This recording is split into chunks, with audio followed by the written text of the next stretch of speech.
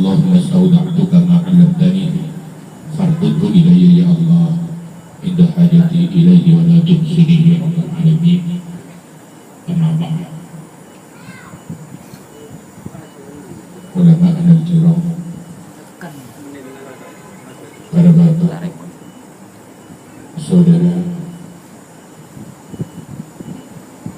hadirin fi hadal majlis al-mubarak, hafidhahumullah wa atala umrahum wa taghammadana wa iyyahum bi rahmatihi fi darain amin. Ananda Rasul selaku sahibul hajah, alhamdulillah rabbil alamin. Kalimat tahmid merupakan ungkapan rasa syukur kehadirat Allah Subhanahu wa taala Sang Maha Pencipta, bahwa pada malam hari ini kita mendapatkan bimbingan hidayah, mendapatkan kekuatan taufik, sehingga dengan penuh kesadaran saudara-saudara dan bapak sekalian dapat menghadiri undangan sahibul hajah Ananda Rasul,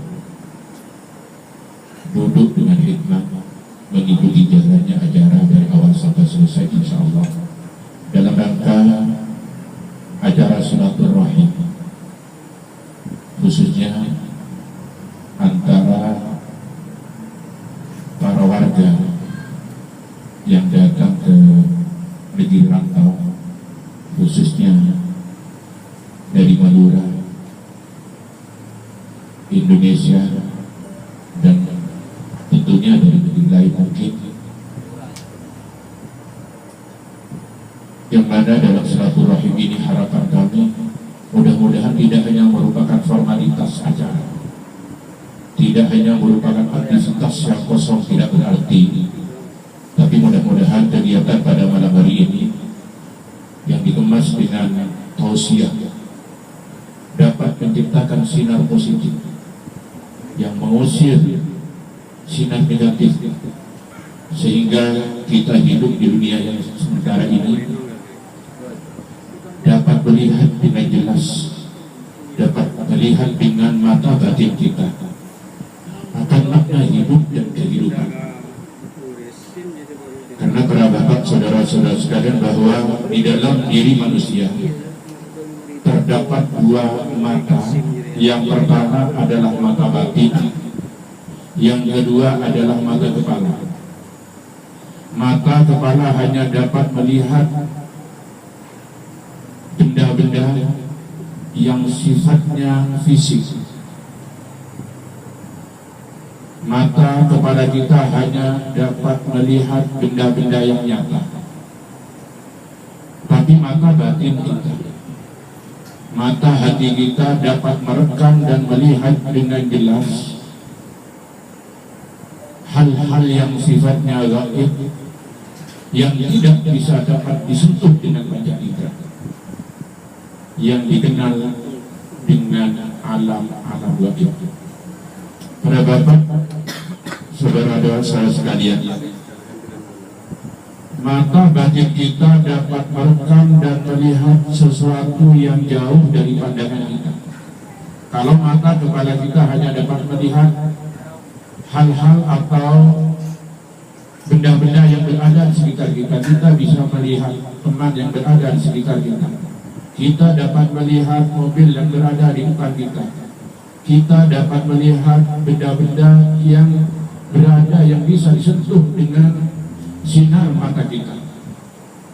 Tapi mata batin kita dapat melihat hal yang jauh. Saya yakin bapak-bapak yang ada di negeri rantau di Malaysia dan sekarang ini dapat melihat rumah yang berada di tempat bapak tinggal. Bapak bisa melihat rumah yang ada di Indonesia. Bapak sekarang bisa melihat halaman yang berada di tempat lahir bapak-bapak. Bahkan bapak bisa melihat hal yang bertolak arah dengan itu. Tapi mata kepala kita tidak bisa melihat benda yang berada di belakang. Tapi mata batin kita bisa melihat pemandangan yang berada di Indonesia, bisa melihat pemandangan yang ada di Madura oleh orang Madura. Mata batin kita ini mempunyai tugas untuk melihat informasi-informasi gaib yang dibawakan oleh Rasulullah Sallallahu Alaihi Wasallam.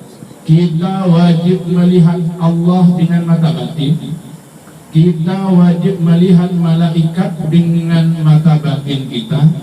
Kita wajib melihat kerasulan para rasul. Kita wajib melihat informasi-informasi akhirat tentang surga dan neraka. Inilah yang dikenal dengan iman. Nah, sekarang mari kita introspeksi. Sampai sejauh mana kita dapat melihat akhirat? Sampai di mana kita dapat melihat alam barzakh? Sampai sejauh mana kita dapat melihat padang mahsyar? Sampai sejauh mana kita dapat melihat surga dan neraka? Inilah yang menjadi pertanyaan besar.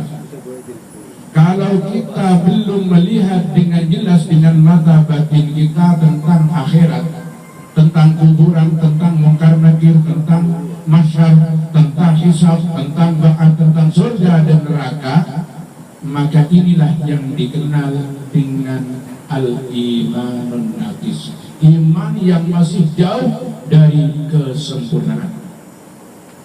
Maka setiap ada kegiatan pertemuan keagamaan, apalagi dikemas dengan tausiah, seyogyanya kita berusaha semaksimal mungkin bagaimana mata batin kita terasah sehingga mendapat ketajaman maksimal. Kita bisa melihat, oh seperti inilah alam barzakh, seperti inilah alam kubur, seperti inilah surga, seperti inilah neraka, seperti inilah siksa Allah kelak di alam akhirat. Sebelum kita meninggal dunia, sebelum kita mengakhiri kehidupan dunia ini, kita berusaha sekuat mungkin sehingga kita mencapai keimanan yang sempurna. Kita menerima informasi akhirat yang dibawakan oleh Rasulullah Sallallahu Alaihi Wasallam. Maka dari itu, para bapak-bapak, saudara-saudara sekalian, kalau kita sudah merasakan keimanan, kita sudah merasakan percaya bahwa kelak di kematian akan bertemu dengan nikmat kubur, kita akan menemukan siksa kubur, kita akan menemukan surga dan neraka, berarti kita sudah diberi titik keimanan oleh Allah Subhanahu wa Ta'ala yang wajib kita syukuri. Sentral iman di Mekah, sentral iman di Madinah. Kalau iman yang sentralnya di Mekah dan di Madinah sampai bersenayang di dalam hati kita, inilah suatu hidayah besar dari Allah Subhanahu wa Ta'ala. Iman adalah satu-satunya. Manusia tanpa iman, menurut penilaian Allah, manusia itu bukan manusia. Ini menurut penilaian Allah Subhanahu wa Ta'ala. Sampai sebagaimana kita kenal di surat Al-Asri, Allah bersumpah berulang-ulang, wal asri innal insana lafi khusrin illa alladziina amanu wa 'amilus shalihat. Pakai wal asri, bersumpah wal asri, demi masa.